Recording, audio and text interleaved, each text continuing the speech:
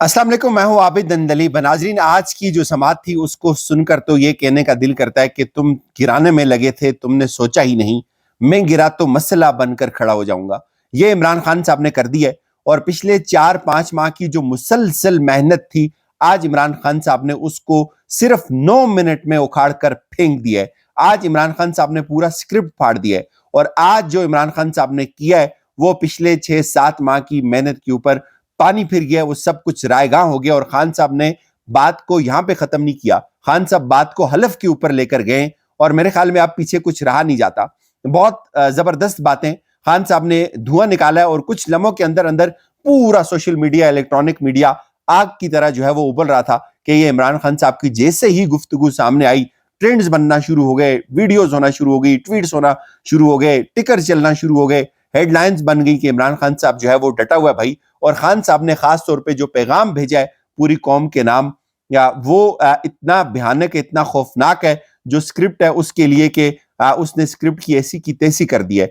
7 साफी थे, उन 7 साफियों ने 9 मिनट इमरान खान साहब से बातचीत की। उमूमी तौर पर इस वक्त तक तो वो सारी बातें आपने सुन ली होंगी, लेकिन उसके कुछ एंगल हैं, उसके बड़े खौफनाक एंगल हैं। एक तो खान साहब का ये ऐलान करना इन हालात में, जब उसकी पार्टी टूट रही है, जब उसके वर्कर्स जेलों के अंदर हैं, जब वो खुद जेलों के अंदर है, और इस कदर जेल के अंदर है कि उसकी आप कोई तस्वीर तक बाहर नहीं चला सकते, उसका नाम तक नहीं चला सकते। और वो शख्स वहां से बैठकर ये बात कह रहा है कि मैं बाजवा को भी अदालत में खड़ा करूंगा, मैं अमेरिकन एम्बेसी को भी अदालत में खड़ा करूंगा। तो ये बात भाई कोई आम आदमी नहीं कर सकता। तो इससे इस बात की तस्दीक होती है कि इमरान खान वाकई डट कर खड़ा है। आज खान साहब की जो पेशी थी उसके ऊपर जो उन्होंने बातें की हैं, वो बातें बड़ी अहम है। वो बातें खान साहब ने क्या की, उन्होंने कहा कि बुशरा बीबी के ऊपर जो झूठा इल्जाम लगा, ये इंतहाई इखलाक से गिरी हुई हरकत है।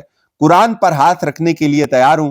बुशरा बीबी को उस दिन देखा जिस दिन निकाह हुआ। मैं आज आप सबको वाजे कर रहा हूं, इलेक्शन पीटीआई जीतेगी।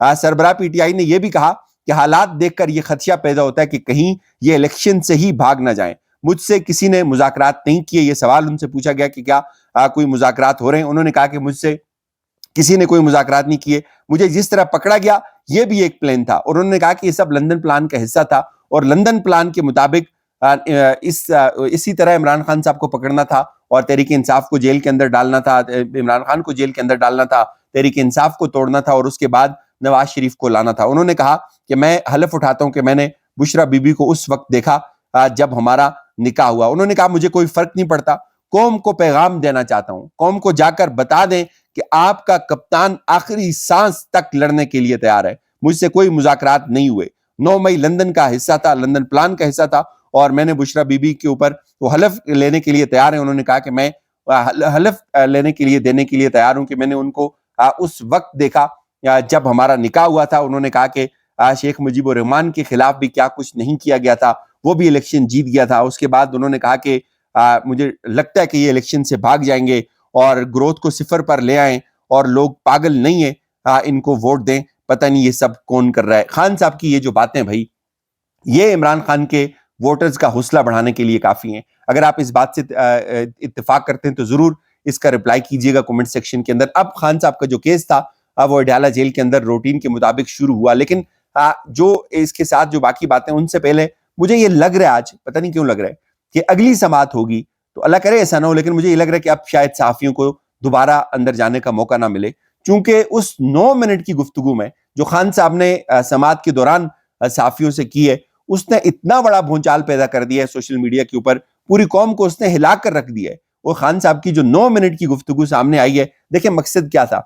मकसद ये था, इंप्रेशन ये था कि इमरान खान, कुछ लोग ये नैरेटिव बना रहे थे कि बाहर जाने के लिए तैयार है, इमरान खान टूट गया है, इमरान खान अंदर बहुत परेशान है। वो सारी बातें खत्म हो गई हैं। कुछ लोग ये कह रहे थे कि देखें तहरीक इंसाफ नहीं होगी, इमरान खान तहरीक इंसाफ है और तहरीक इंसाफ इमरान खान है। जब इमरान खान जेल के अंदर होगा तो लोग वोट नहीं देंगे, उम्मीद मर जाएगी। आज इमरान खान ने उस कौम की मरी हुई उम्मीद को दोबारा जगाया है। आज इमरान खान के कुछ जुमले ऐसे लगे दिलों के ऊपर जाकर कि उन्होंने वो सारा जो स्क्रिप्ट था, जो मंसूबा था इमरान खान को आउट करना, तहरीक इंसाफ को आउट करना, वो सारा उसको तहस नहस करके रख दिया खान साहब ने।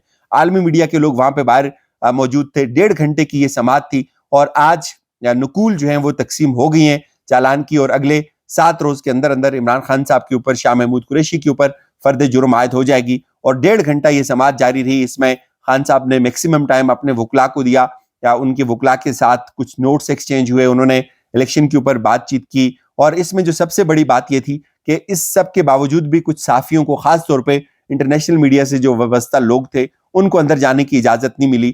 اور خان صاحب نے تقریباً کوئی جج سے بھی مکالمہ کیا، اور اس کے ساتھ ساتھ انہوں نے یہ بھی کہا کہ میں امریکنز کو بھی بلاؤں گا اور باجوہ کو بھی بلاؤں گا. لیکن اس سے زیادہ جو چیزیں گئی وائرل ہوئی، جنہوں نے بہت زیادہ امپیکٹ ڈالا، وہ یہ تھی کہ خان صاحب نے جو 9 منٹ صحافیوں سے بات چیت کی، جو ان سے سوال کیے تھے، یہ بتایا جا رہا ہے کہ بہت زیادہ ڈسٹنس رکھا ہوا تھا خان صاحب کے اور صحافیوں کے درمیان. اور ایک جو تاثر یہ تھا کہ بشرا بی بی کی اور خان صاحب کی جو بہنیں، ان کے درمیان کوئی کشیدگی ہے یا کوئی ایسی لڑائی چل رہی ہے، تو آج اس تاثر کو بھی زائل کر دیا گیا ہے. بشرا بی بی صاحبہ نے خود سیٹ چھوڑی، عمران خان صاحب کی بہنیں ان کے پاس آ کر بیٹھی. تو یہ جو ایک تھیوری لانچ کی گئی تھی کہ کوئی پارٹی ٹیک اوور کرنے کی کوشش ہے، وہ بھی آج ختم ہوگی. لیکن خان صاحب نے جو بات چیت کی، اس کا اتنا زیادہ امپیکٹ ہے کہ اس سے پورے پاکستانی جو ہے نا ایک دفعہ سے پھر ایکٹیویٹ ہو گئے.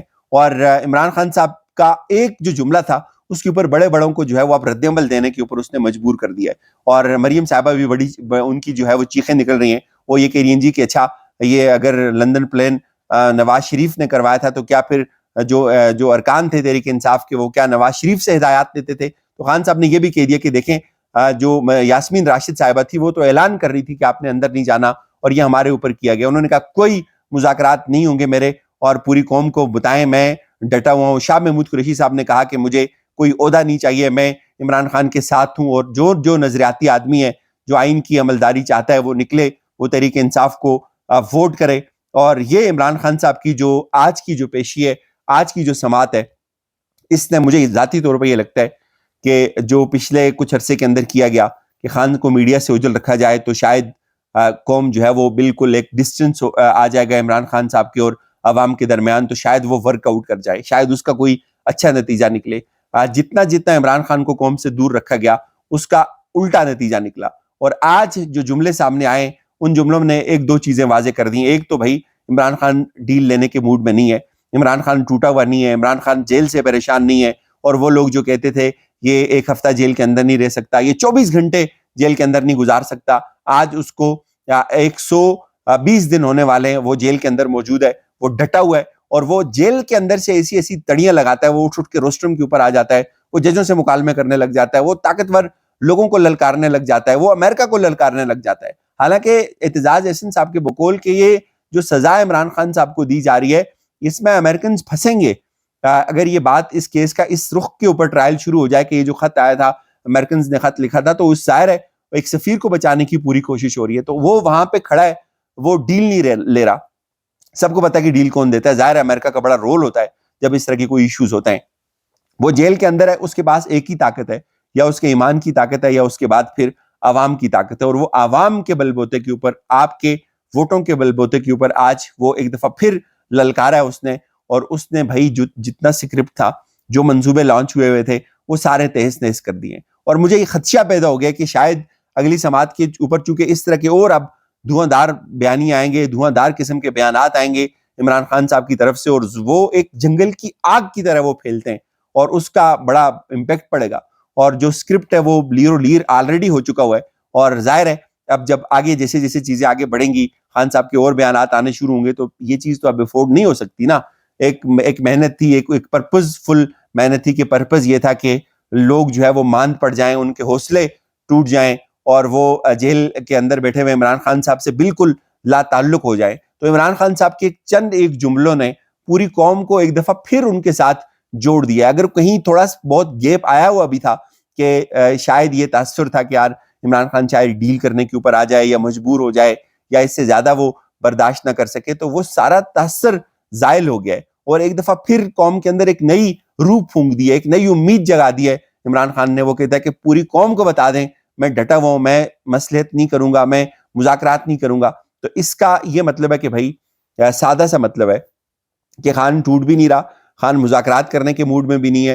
اور وہ بتایا جا رہا ہے کہ جیسے عمران خان صاحب 9 مئی سے پہلے جب عدالتوں کے اندر آتے تھے، جس اعتماد کے ساتھ وہ اندر سے بیٹھ کے اسٹریٹجی بناتا ہے، اور وہ پورا سکرپٹ، پورا جو کھیل ہوتا ہے، اس پورے کھیل کا حلیہ بگاڑ دیتا ہے. اور اس پورے کھیل کو پھر جو سکرپٹ رائٹر اس کو نئے سرے سے مرتب کرنا پڑتا ہے، اور اگلی سماعت پہ پھر وہ کچھ ویسی چال چلے گا کہ اس وقت تک جو عمارت کھڑی کی جائے گی وہ تاش کے پتوں کی طرح گر جائے گی۔ اجازت دیجیے، اپنا خیال رکھیے گا، خدا حافظ۔